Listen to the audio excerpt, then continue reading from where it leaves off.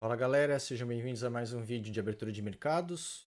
Hoje a gente vai analisar como é que foi a abertura de Nasdaq, vai ver o que pode vir por essa semana, né? Vamos ver como é que foi essa abertura, quais são os desafios que a gente tem pela frente, né? Quais são as maiores probabilidades, o que aconteceu de quarta-feira para cá também, né? Desde o último vídeo ali do follow-up. Então, sem muito mais delongas, vamos começar aqui pelo Bitcoin. Bitcoin que chegou a dar uma beliscada na região de 107 mil dólares. E aqui o interessante é o seguinte, pessoal, eu vou até abrir um outro gráfico para a gente não perder essas marcações aqui, porque aqui a gente tem bastante coisa importante. Então, para mim, aqui o Bitcoin ele tem que voltar para cima dos 112 mil dólares aqui, tá? Para ele representar, para a gente ter uma reversão dessa queda, né? Dessa correção aqui de dessa tendênciazinha de baixa aqui que se formou, né? Porém, deixa eu puxar um outro gráfico do Bitcoin.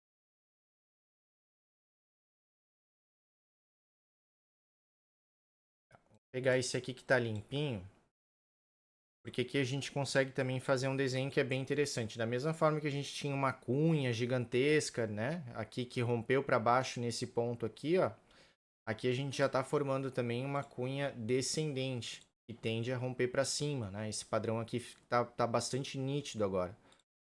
Tá mais fácil de a gente visualizar ele, ó. Eu posso traçar desse topo aqui, ó. A gente tem aqui já primeiro topo, segundo, a gente tem 3 toques aqui já, né? Isso aqui valida essa linha de tendência de baixa, né?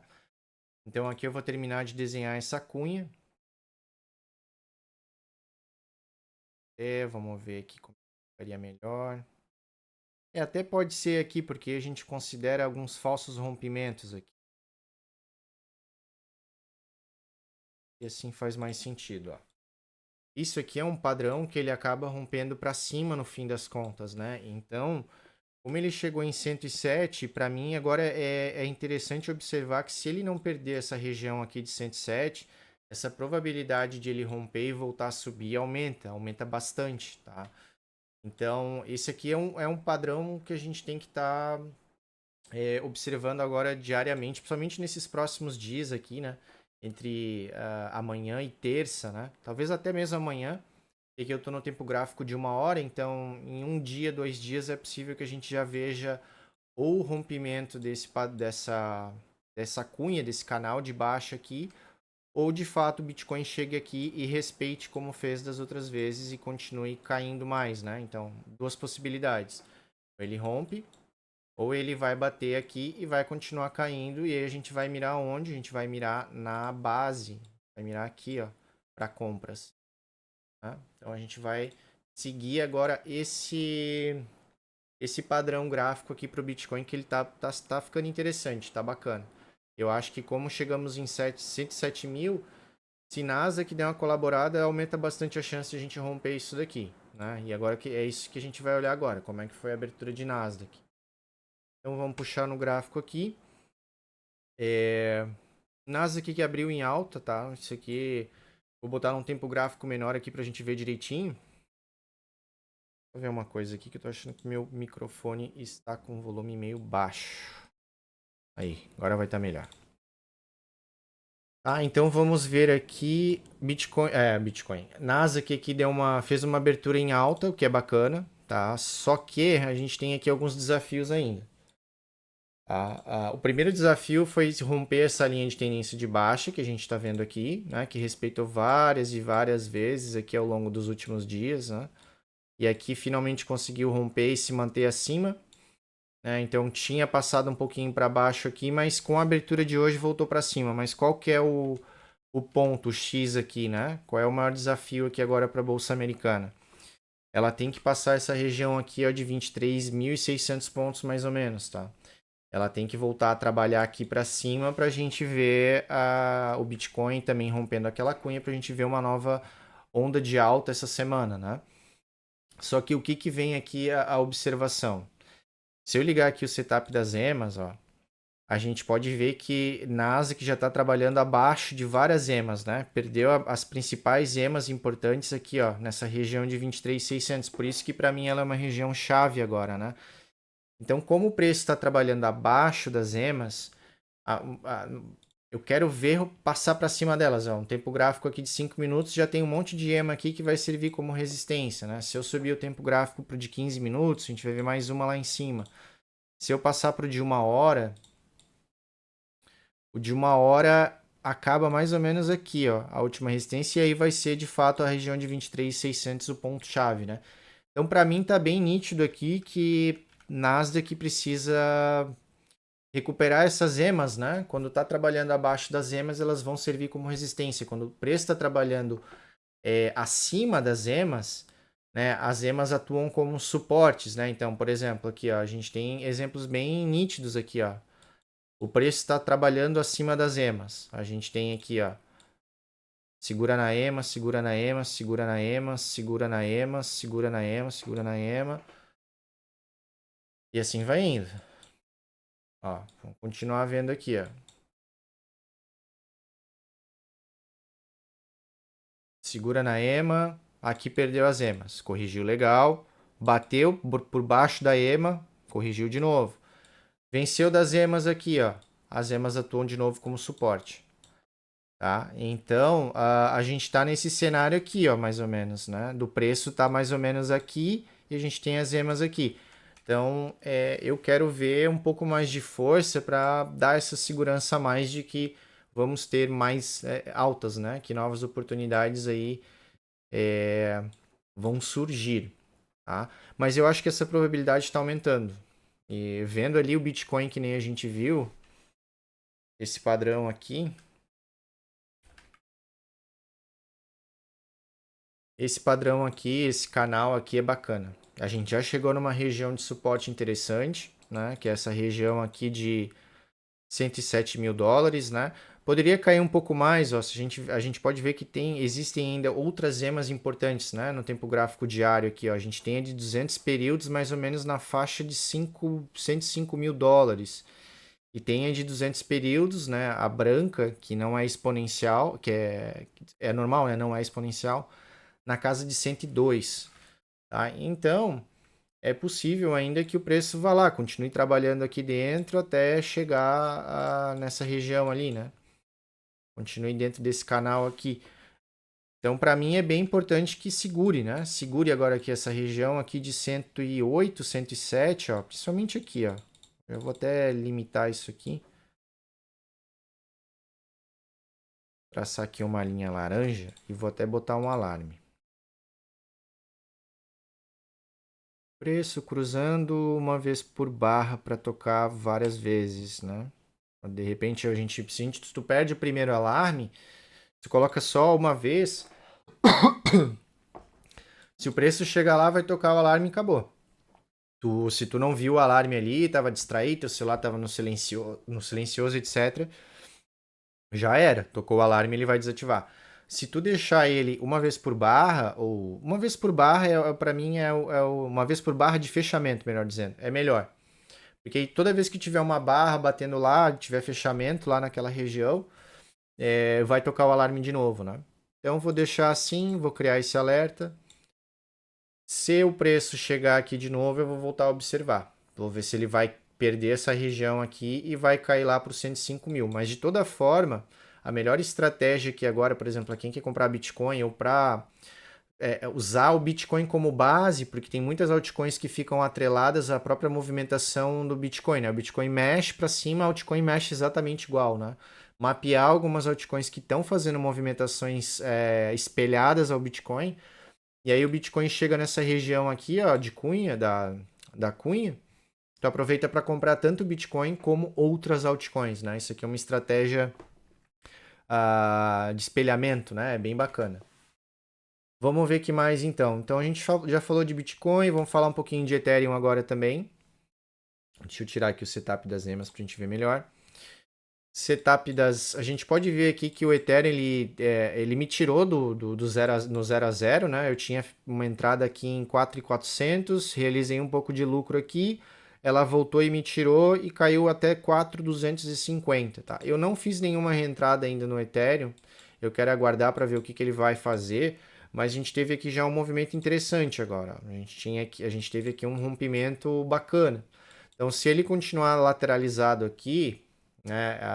E a gente vê ali Nasdaq demonstrando força, o Bitcoin rompendo aquele canal ali que a gente viu.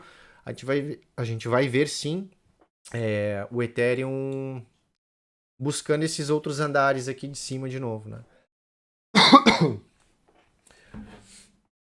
Ai, não, tô uma semi-gripe, eu não sei.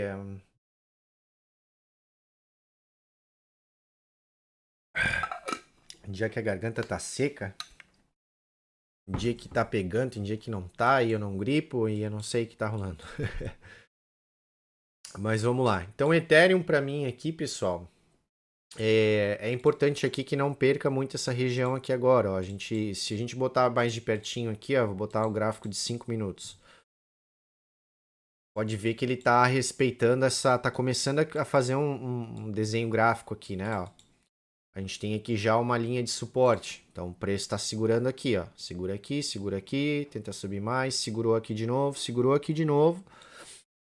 Então, enquanto ele continuar fazendo isso daqui, vai aumentar a chance de ele subir. Tá? Então, até inclusive para quem quer se posicionar agora no Ethereum, né? De repente não pegou ali, estava esperando uma oportunidade, né? Não, mas não pegou, acabou não pegando nessa queda aqui de 4.200, né? Ou 4.300 e pouco aqui, que foi uma oportunidade boa.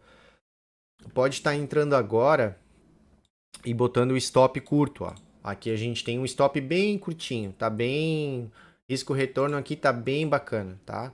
Porque ó, vai entrar agora em 4.400 e pouco, o stop tá em 4.436, tá bem. Nossa, isso aqui representa o quê? Se for em spot ainda, no spot não dá nem 1% de stop, tá? Muito, muito tranquilo. Isso aqui é uma operação assim, até para quem não está acostumado a utilizar stop, começar a utilizar, tá? Isso é uma coisa que tem que usar. E aqui tu tem um risco de retorno excelente. Se a análise estiver errada, se isso aqui não der certo, tu vai perder menos de 1% do capital ali dessa compra aqui que tu fizer. Tá? Então, extremamente tranquilo.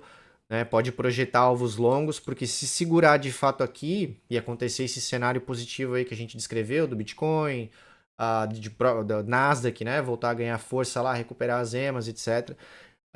O Ethereum não deve perder mais essa região aqui. Ele vai continuar subindo, ele vai querer buscar essa região aqui do retângulo de novo. Ó. Vai querer ir lá para 4.700, vai querer ir para, de repente, 5.000 de novo, né? 4.800 pelo menos. Então, ó, risco retorno aqui de 11 para 11,6, de 11,65, tá? Bem, então tá bem bacana aqui.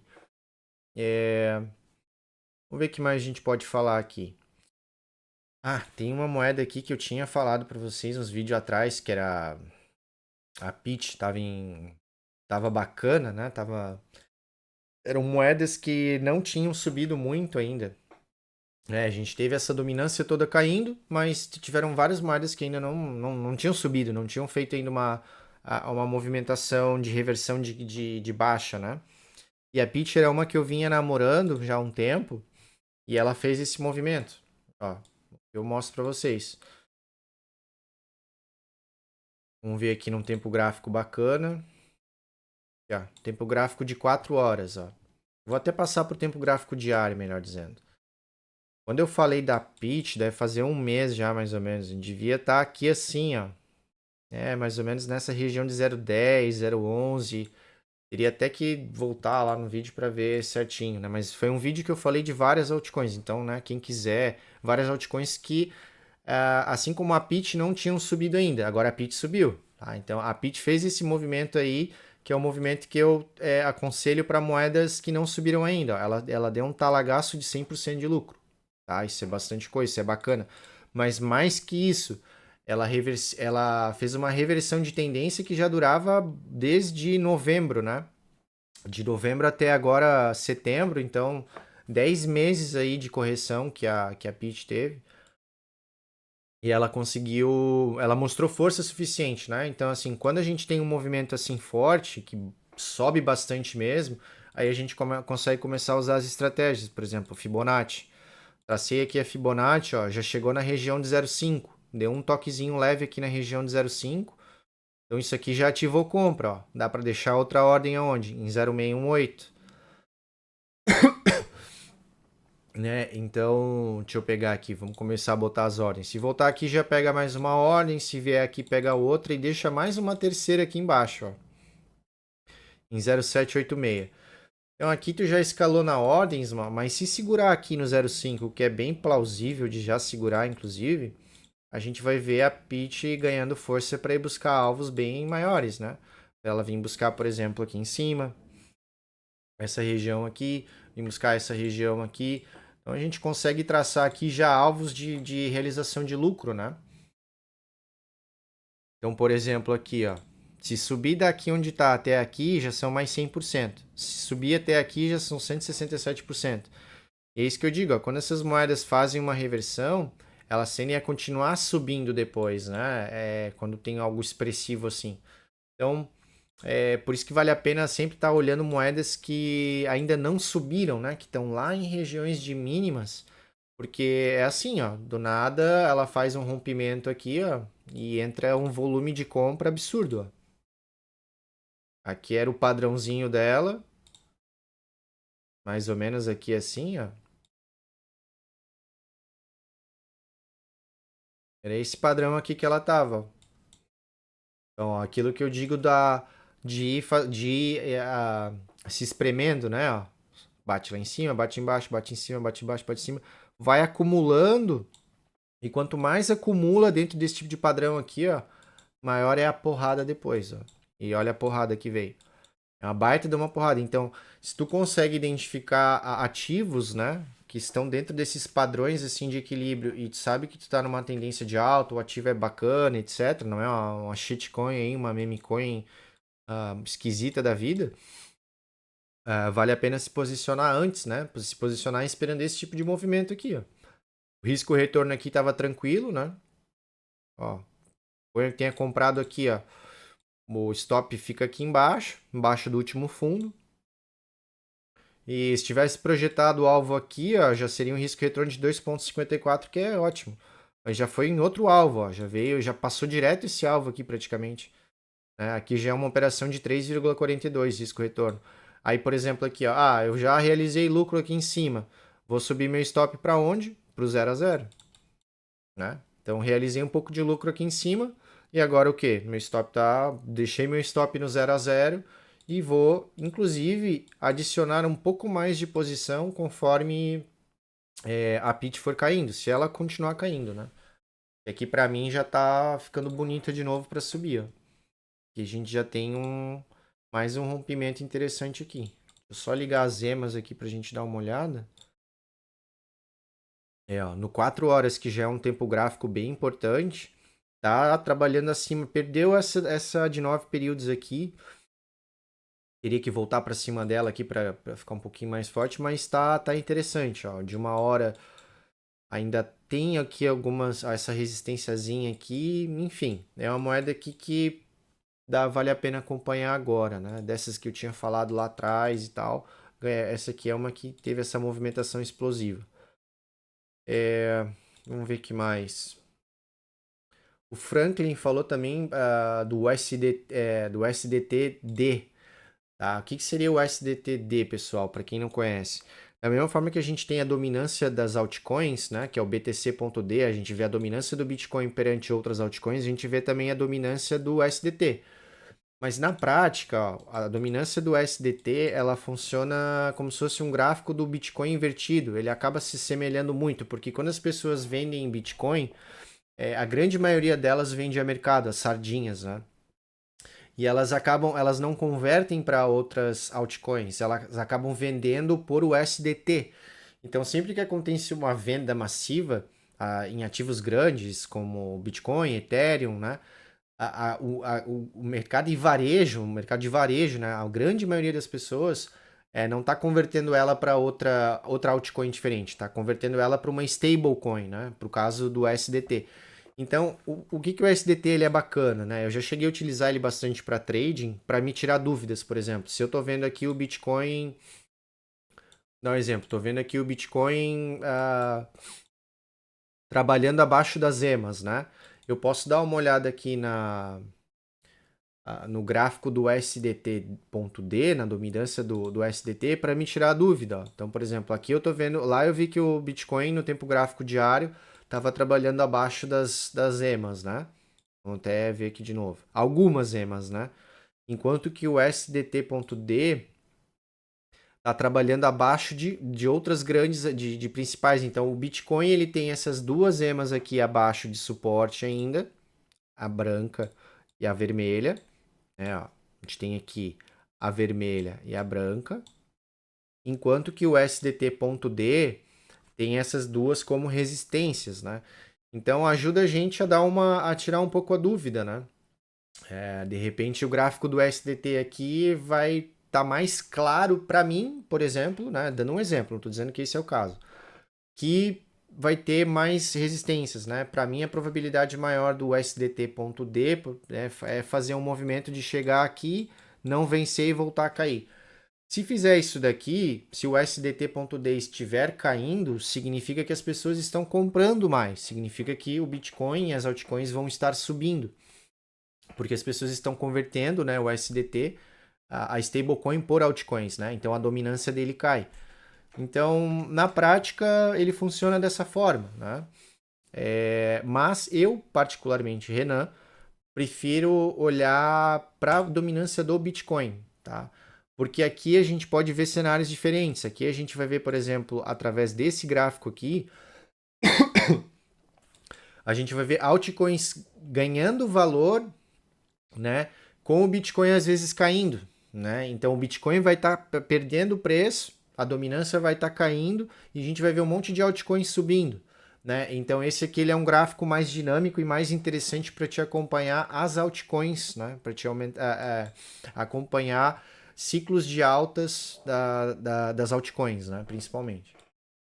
Mas isso fica a critério de cada um, tá? Inclusive no curso da Notorious, eu falo, tem aulas específicas sobre tanto a dominância do Bitcoin, que é esse gráfico aqui que a gente está vendo, quanto a dominância do SDT, né? Eu abordo esses dois gráficos aí no curso, né? No nosso curso completo. Né? Então, quem tiver interesse, vai estar na descrição aí também, né? Em fazer o curso, aprender tudo, né? Lá a gente tem tudo aula por aula, né? Tudo mapeadinho de tudo isso aqui que às vezes eu falo rápido, em 20, 30 minutos, né? Toda quarta ou domingo. Lá tem tudo em sequenciadinho, né? De o que aprender primeiro, de repente está olhando aqui e não está entendendo nada ainda, o que é esse monte de linha, o que é esse monte de gráfico, né? O que ele está fazendo, né? Como é que funciona. Então tudo isso a gente tem no nosso curso lá, aula por aula, ensinando a como ver, o que é indicador, o que é esse indicador aqui, que significa esse bear aqui, o bull aqui embaixo. Então, as principais coisas que eu uso, né, eu tenho isso tudo documentado ali de forma bem didática aí para vocês aprender, para quem tiver interesse, né? Então, acho que é isso, pessoal. Para esse vídeo aqui é isso. Eu acho que a gente vai ter uma semaninha legal, pelo menos os primeiros dias aí, porque Nasdaq tá se comportando bem nessa abertura aqui, né? Que nem eu comentei, tem esses desafios aqui pela frente. Tem, né? Tem esses desafios aqui. A probabilidade dele ainda na realidade macro, né? Como a gente está lá em região de topo ainda, etc. Existe ainda uma grande possibilidade, para mim até maior, de ele fazer um topo descendente aqui e continuar caindo, tá? Então, por isso que só que até ele chegar lá, até ele chegar nessa região aqui, ó, Bitcoin vai se beneficiar, altcoins vão se beneficiar, a gente vai ver essa alta, né? Um pouco de alta, para daí ver qual vai ser a decisão, se vai cair mais bastante ou se vai começar a trabalhar acima, né? Vai começar a trabalhar acima daquela linha ali. E que voltou tudo. Pertinho de novo. Vou apagar isso daqui.